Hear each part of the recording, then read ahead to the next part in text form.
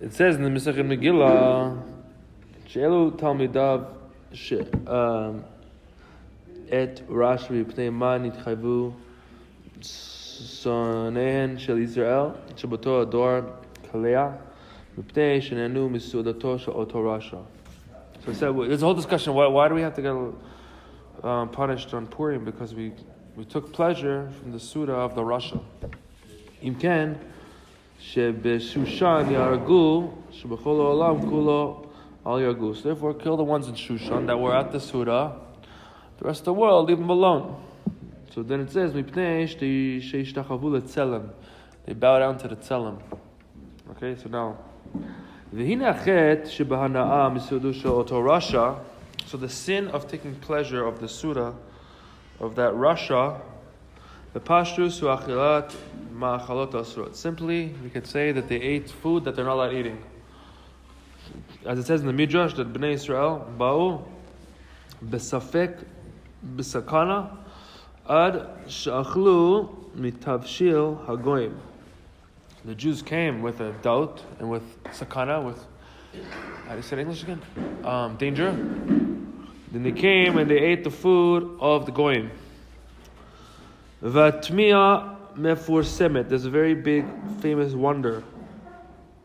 As it says in Rashi there, it says, V'chi achilat ma'achalot asurot chamora kol kach shebiglala yitchayevu kalea Hashem yishmarenu.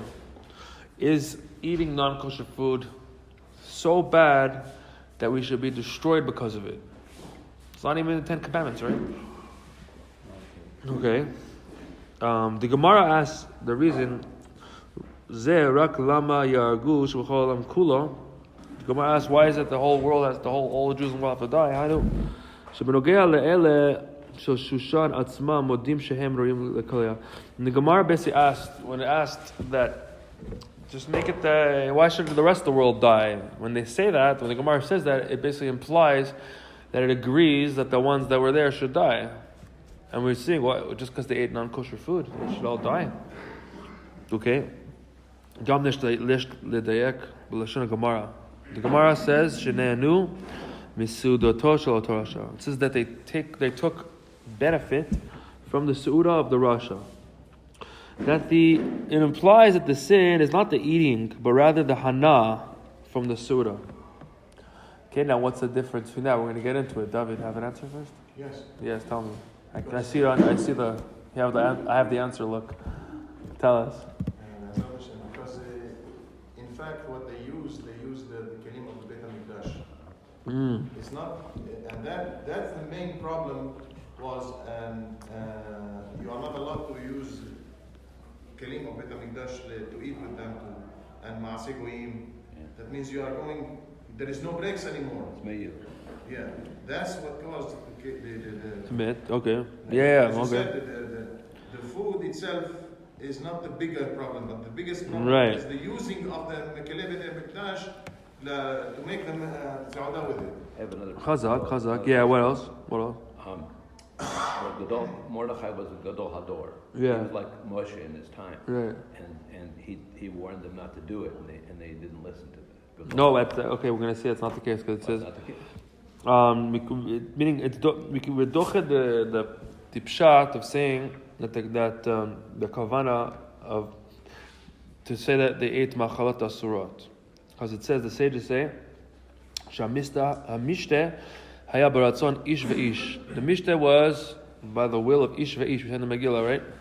You up to that part yet, Yehuda? Ish ve'ish. Okay, now kiratzon Mordechai v'Haman. The sages say, what does it mean, ish ve'ish? It says it was according to the will of Mordechai and Haman. Chen befurash b'midrash, it says, v'hashtiya kedat ein ones b'yayin nesach. Harei shebesuda hayu gam machalim ksherim. There was also kosher food at the Suda. Double wrapped with tin foil. Had the hechsher, all the hechshers on it. All the good things. Okay, and then now Yom Kavana Gemara Hi Shebechol Zer Achlu Bnei Yisrael Machalot Asurah. If the kavana was that we ate unkosher food, Lo havale listom elefresh. The Gemara wouldn't conceal the fact; they would just say it. Okay. So yesh mefarshim. There are some opinions that say the rif. Manot Halevi. It says the Mikevan shemistezeh asa Achashvarosh al bitul binyan hamikdash. It says the Mefarshim say that since this Mishnah, this feast, was made, Achashvarosh made it on the nullification of the building of the Mikdash, as the Gemara says, it says, Shelafi cheshbono shel Achashvarosh mal'u hashivim shana da galut Bavel v'bnei Yisrael lo nigalu. It says, according to the calculation of Achashvarosh, the 70 years of the galus finished, and then the Jewish people were not redeemed yet. They were supposed to have Mashiach, and this is the year, right? Amar hashta vaday tu lo mifkei says for sure they're not free. They're not going to be free. It's over with them.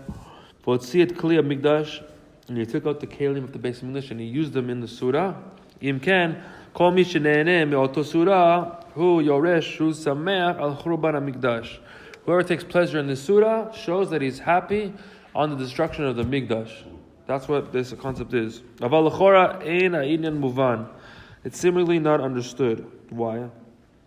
Sharei hamedubar kan hu odot gzerat kaleo rachmana litzlan al kalut gam al ataf she'enam b'nei heyuva.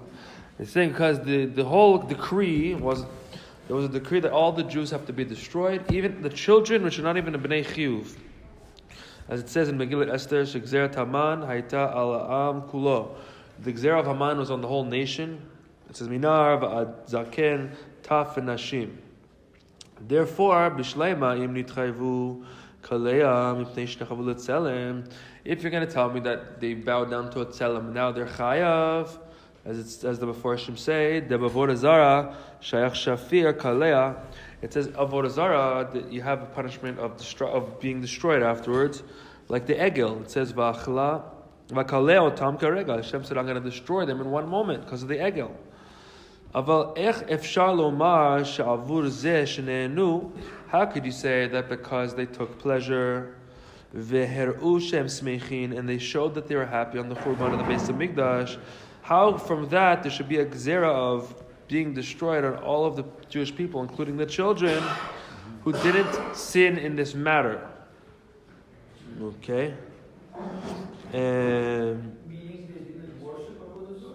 No, I'm saying if you're going to say the problem is that they ate from the meal, and eating from the meal shows that they wanted to use the kelim of the Beis Hamikdash, which shows that they're happy with the destruction of the Beis Hamikdash, how could you machayev the children for that? How could Hashem say that all the children are chayav for that if they're not b'nei chiyuv? The sages say in the Midrash Tanchuma, שבני ישראל נמשלו לכבשה אחת העומדת בין 70 זאבים. We're considered one sheep standing between 70 wolves. וגדול הרועה הקדוש ברוך הוא שמצילה ושומרה. But the shepherd is great that it could save them and protect them, which is Hashem himself. Which means, היינו שהמצם של ישראל בין האומות הוא לפעמים באופן שקיומם הוא ניסי למעלה מן הטבע. Our existence among the nations is sometimes so like intense that it's a miraculous existence among the nations, like a sheep between 70 wolves. Shein makom b'teva lekuma. According to nature, no chance. Elash v'chasol kodesh baruch hu, Hashem's kindness, He saves and guards, makes a miraculous thing that's beyond nature. Anam b'mad v'ayim amurim. What case are we talking about? Shebnei Yisrael nishmarim b'ashkar pratit meyuchedet. Ve'en hashivim ze'evim yicholim lingo b'hem. When does Hashem protect us in such a strong way that the 70 wolves cannot touch us, even though we're in the middle of them? Kasher hanagatam ni ba'atem lezeh shesomchim al kadosh baruch hu tzneim v'yishmarem. It's only when we rely on Hashem to save us. But when you're misnagid for the shmira, you're opposing Hashem's protection. And it's by thinking that al yidei shemachshivim et haze'evim v'kochateim hativiim They think about the wolves and they think about their natural powers that they have. Therefore, they take themselves out of Chas v'Shalom, the Shemira, the miraculous protection, and they go under nature. So, okay, where's it from? It says, Ein katigor nasis anigor. Okay, this is what the Rambam says in the Mishnah Torah. It says, Vestati panai mehem. I hid my face from them. V'matzuhu ra'ot rabot, and they found very bad things. Al ken ein elokei b'kirbi. Mitzauni haraot ele. It says, since there's no Hashem inside of me, then I see all these bad. B'derech mitziah, the kasher adam of dilat from Hashem. When a person separates himself from Hashem, then Hashem separates from that person, and then the person's now mizuman lekol ra. He's now open up to all bad that could find him. That a person takes away from himself a special hashkacha milamayla, lehi malet miyad mikre, and then now a person is open to basically anything random that could come about. Destiny. Whatever happened. Okay. I mean, anything can happen now. You're not protected by like Hashem's lo yanum lo yisham situation where He has miraculous protection over you. Like all of a sudden you're like untouched. You know, like a person goes and Chas v'Shalom and goes to like some accident. Like our friend Ari Gilad one time, he had a crazy accident. He was driving his car on a bus. Like he came with one little scratch. It's like miraculous protection, you know. So the Jews are miraculous. It's a miraculous thing, you know. When Israel started the country, they say it's probably not gonna last. I have a friend. He's moved here a while ago, and he said he's like planning what to do like when it goes down. Like it's never happened. It's just it's all miraculous existence. So this is when you trust in Hashem. It creates a miraculous existence. But if you let go of that trust in Hashem and you separate yourself, then now you're part of nature now, and you're subjugated to the laws of nature and all the different random things that can happen to the person. Okay, so now this is the kavanah of the Rambam in the beginning of Hilchos Ta'anit, when he says, "V'hilachtem imi b'keri v'hilachti gamani nimachem milhamat keri." He says, when you walk, Hashem says, when you walk with me in coldness, then I'll also walk with you in coldness. Klomar, keshevi alechem tzara k'dei shetashuvu im tomru shehi keri. Hashem is going to bring upon you difficult things in order to do tshuva if you're going to say you're cold with Hashem. Davar zeh miminhag ha'olam ira lanu v'tzara zu nikret. The person says, this is what happens in the world. People go through hard things, and this situation happened because that's just part of things that happen. Osif lachem chamat oto keri she'en ratzon lamar rak. It's not that Hashem just increases punishment and pains, but rather that the way Hashem conducts with the person is in a way of carried coldness. He treats you cold. You treat him cold, He treats you cold. He takes away from you the special ashkacha, and b'derech menela you become mufkar lemikra. You become now free to happenstances. Whatever happens. You're part of the world. Bad things happen. That's it. When a person treats Hashem like that, then he gets treated like that. So therefore, according to this, we could say that when we went to the Suda, and we said, Hashem, we don't care anymore. They're about to be Mashiach. They're about to get back to the Holy Land, Bismillah. Say, okay, we're sick of this galus. It's too long. Okay, then all of a sudden the gzera of Kiliav being destroyed came upon them. It's not a punishment on the sin, but that was a natural result of the way they were acting. It caused them to now be put into the hands of whoever's running where they're at, and then he decides to kill them, and that's what happens because now they're treating Hashem coldly. So according to this, we can explain that this, the Jewish people, got pleasure from this Seudah, caused the destruction. It's not a punishment on the sin. This was a natural result of the way they were acting. Ma'amadam v'matzavam ha'tivi shel b'nei Yisrael la'acharei shegadal ha'melech et Haman v'yinaseu ma'al kol hasarim haya b'domeh lekivsha omedet ben 70 ze'evim. When the situation when Haman came to power was like the same concept as the one sheep between 70 wolves. והנהגתם אף שהייתה לפני זמן, אבל הוכחת מחשבתם והרגש שלהם הם באופן של נהנו מסעודתו. Their way they conducted themselves when they came to the meal showed that even before that they had such a hefker type of attitude. And it called shalala shmira nisit, the gadol hara. So it took away Hashem's special protection because their attitude was in a hefker and a cold way towards the Torah and Hashem. Because the fact that the Jewish people got pleasure from the Surah, this Rasha said, come to my meal, and they went and they took pleasure on it. This is a proof that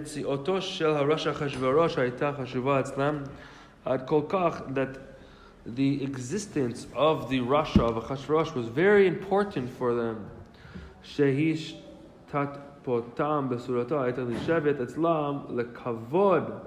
That when he invited them to the surah, they thought it was an honorable thing to be part of it because they look at this guy as a very honorable person because of the power he has. And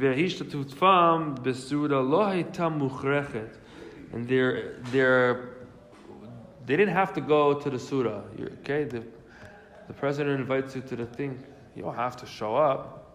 If you think it's really important, and you go and you subjugate yourself under him, well, that's what happened here. Okay, so Liyot Achashverosh Hamolech hayu mechoyevim bekavod malchut ela asu zo mipnei hanaatam mehazmanatam l'surah zo. They did this because of the pleasure that they will get by being invited to the surah. Mikevan shebnei Yisrael atzmam hechshivu et hashivim ze'evim.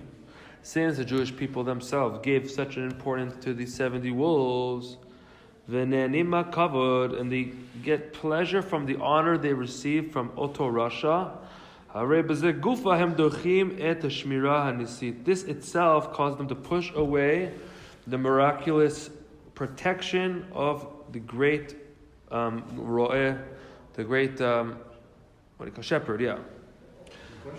Once I let me finish paragraph. V'machnisim v'mordim atzmo tachat shilton hativi shel haze'evim. And then you push yourself and you rebel against Hashem, and now you're under the rulership of the 70 wolves. Then negates the existence and the protection of the sheep. Okay, you're a sheep. Get it in your head. What's the question? Did they have the option? To not go? Yeah. If that was the case, it wouldn't be such a pleasure. They would come to do the whatever's chiyuv and then leave. But they went, and they fully went into the pleasure of it and all that stuff. No, but not to present themselves at all. What's that? Not to be there at all. It says it wasn't muchrechet. Even liyot achashverosh hamolech hayu mechavim bekavod malchut. Okay, it says Gezar Aleim Shevo Kulam. There was a Gezerah, but it wasn't a chiyuv. But the way everyone has to come. Gezerah means I order you to come. Yeah, okay. It says suffering. So if they come with the kofim otam. Yeah, I know. But you could come and you do your whatever the chiyuv is and leave, or you come and you become part of it. That has to be your favorite party of the year, you know. Once you are in the circle. Would you be comfortable if the Vatican says everyone from Israel, you're invited? We're going to use all the kelim for the base of Migdash, and we're going to give you a nice place to live here. If you went in and took pleasure in it, then you bang your head to them. I don't think the question is whether they went. They enjoyed it. They enjoyed it, yeah.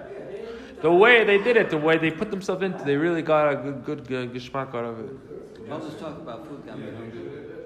Chilling, ready. I'm asking a question like this. Yeah. When they did the first step to go in, Yeah. did they go in because they want to enjoy the food or the thingy, or because they are under the pressure of the melech? No, they gave too much cover to the melech. They talk about him on Shabbos tables, this and that. But if they don't do that, he can kill them. Okay, so just go and then leave whenever you time to leave. You know what I mean? If they go, they are started in the shoulder. But the way they did it was not the right way. It was too much hana, and it comes down. How you doing? Hey guys. Wasn't easy finding this place. Yeah, I know, it's a secret spot. But the way they went was the kavana to have a lot of hana. That was what we see, that they gave too much. I thought like this. Too much covered Correct me if I'm wrong. to the wrong person. Correct me if I'm wrong. Yeah. They went in because they were afraid of the king. And once they were in, they saw the gadlut of the thingy and then the food. No, because it says no. It says the fact that they went means that already from before they had already that thought that they treated the Achashverosh, that he's so great, and they talk about him on Shabbos, and they give him so much honor, and they left the Shkacha Elyona, and now they're in the Shkacha of the world, and now they got Kaliyah from Haman and all that stuff that they wanted to destroy them completely. What is that? It says it wasn't mandatory, even though there was a Gzera to come. But what is he going to do? He's going to kill everyone that didn't come? I don't know if he said such a level. You're going to kill them anyways. That's what I'm saying. No, but so They didn't go. okay, that's a good shot. They say that. So that's what the daughter. That's the who was in the desert. He's playing with the sticks and they kill him right in Parshat. Stavchad himself, was that Stavchad? So there's a Sicha on it. It says that why is what? So he wanted to teach it because no, it was more than that. He said now they're in the desert, they're all gonna die anyways, so I don't have to keep anything.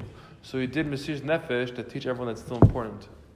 So maybe you could say such a thing, but it wasn't. The whole people are doing it though. Let's see. But isn't you mentioned Mesiras Nefesh? Is that something you should die for? If they're using what? the temple implements, it's Me'ilah. Shouldn't you die rather than? I don't think you have to die for Me'ilah. No, that's not one of the three things. No, but isn't that you should die instead of as a group, as a whole group, doing Me'ilah? I mean, it's a good question. I don't know. Using the temple implements. It's a good question. I'm not sure. Shouldn't I give my life instead of doing that? If somebody had pointed a gun to me. I don't know. It's a good question. I don't think Chayav Mita on the Me'ilah. But as a group, it's a whole. Maybe it's like a Chilul Hashem. Maybe let's see if it talks about it. So the sages say in the Gemara and Shabbos, it says, "De'en somchin al Ness." You don't rely on a miracle. And the Torah says, "Uvarecha Hashem b'chol asher ta'aseh." Hashem is going to bless you everything you do specifically. Even though the bracha of Hashem makes a person rich, mikol makom ein bracha zu chalal adam kasher yoshev batel. This bracha doesn't go upon a person that's sitting and doing nothing. A person has to do something for the parnasa for Hashem to bless it. But on the other hand, when you're doing your malacha, it's not because you're doing the thing that's making you rich. It's making a kli according to nature, so that the bracha goes through the kli.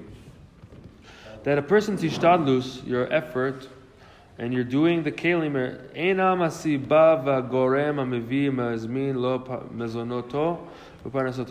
when you're making the kli and you're doing the work, that's not what's bringing you the parnasa, but it's just a kli for Hashem to bring the parnasa through it.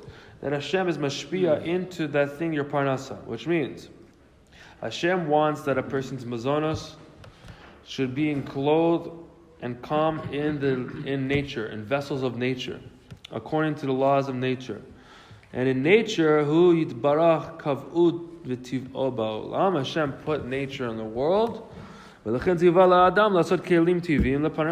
has to do something that it's according to nature, makes sense for the parnasa. But the actual parnasa is just the birkat of Hashem. That's why there's a Gemara. It says that a parnasa is greater than geula, because parnasa has to mislabish according to reasons of nature. So therefore, you have to make it work according to the world also, and then Hashem could give the bracha into it. Now, how far do you go? It's obviously you don't wear pants that are too big on you, right? Which means you do what the normal thing is to do. Okay, מכיוון שכן אין מקום לחשב העסק כשלעצמו מאחר שכל עיקר אינה אלא כלי שבו שורה ברכת השם. So the business is only for the bracha of Hashem to enclose into it, and the main ishtalus of a person has to be to make the vessel kosher and make yourself worthy for the birkat Hashem, which means to work on your own ruchnius inside and make the vessel as kosher as possible, as clean as possible, and then that combination makes the most chances the bracha is going to come down to a kli. Now, this is what it means that the birkat Hashem will make you rich. אין רק משום שמזונו של אדם הבא לו על ידי עסקיו ודרכי טבע תלוי אך ורק בקדוש ברוך הוא, אלא עוד זאת ועיקר שבני ישראל אינם נתונים מעיקר תחת שלטון הטבע. Why is this the case that the bracha of the parnasa comes to a kli and it comes as the birkat Hashem as opposed to what the world thinks that it has to do with the ishtadlus? Is because our natural state is that we're beyond nature. So you don't have to do it like the rest of the world. Okay? We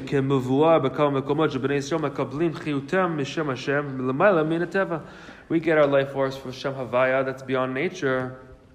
That Hashem is mashgiach and is manhig all of our things with a special hashgacha and a miraculous hanhaga that is not limited in the laws of nature. Nonetheless, you still have to do things that are according to nature, but the mindset that you have is not because that's how you do it, because there's no other way. Because Hashem wants to be according to nature, that He can explain it according to nature, but the bracha is always beyond nature, that it comes down to the Jew. So therefore, this that we need a person's actions for Hashem to give you the bracha. Yeah, because Asher Tasehu Rak Mishum Shatzakash Baruch Hu Shanaga Nisit Hazu Tavor Der Teva. Because Hashem wanted this miraculous thing, which meaning Hashem giving every person the parnas is miraculous. He wants it to come through nature. Therefore, He enclosed these miracles in nature, meaning the whole thing is one big miracle. But we have vessels according to nature, so Hashem can enclose the miracles within nature, and it hides over the fact that it's a miracle. Okay, which is asiyah b'darkei teva, which means you're doing actions according to nature to do things, kosher ways and different things like that. But the action is just a garment, the gamre, for the hashpa from above, because it comes from Hashem Havaya, that's even higher than nature. והמחשיב את העסק שלו מבלי להרגיש כדבעי את העניין ברכת השם היא תעשיר. למה הדבר דומה? It says if someone looks at his business and he gives it a certain importance without seeing that Hashem's bracha makes a person's rich, what does that look like? לאדם העוסק במרץ ובגיית נפש בתפירת כיסים להניח בהם כסף, אבל אינו עושה בענייני עסק להשגת הכסף עצמו. So it says, if a person looks at his business, he says, my business is the thing that makes me money, and he puts all of his effort to do it, to make the business right, but he doesn't see that the bracha of Hashem makes you rich. It's similar to a person that sews pockets. And he's so involved in sewing the pockets, but he doesn't do any business to get the money to put in his pockets. That's what it's like. It says, so the person's looking at ishtadlus, he's just sewing pockets, but he never did anything that's going to cause him to have money to put in the pockets. So no, which basically means, like, ruchnius things make things draw down on the world. So if you're not working on yourself, you're not learning, you're not, doing mitzvahs, then it's like you're sewing pockets all day. Because you're just working on ishtadlus all day. Okay, so now, we can understand this concept on how the Jews were in the days of Achashverosh. When we are in the galus, under the rulership of the nations, it says as a mitzvah, in Rashi it brings down different places, you have to give kavod to the king. Okay, Even the prime minister, the president, these kind of things, they have a certain level of kavod. They have a malchus that Hashem gave them malchus.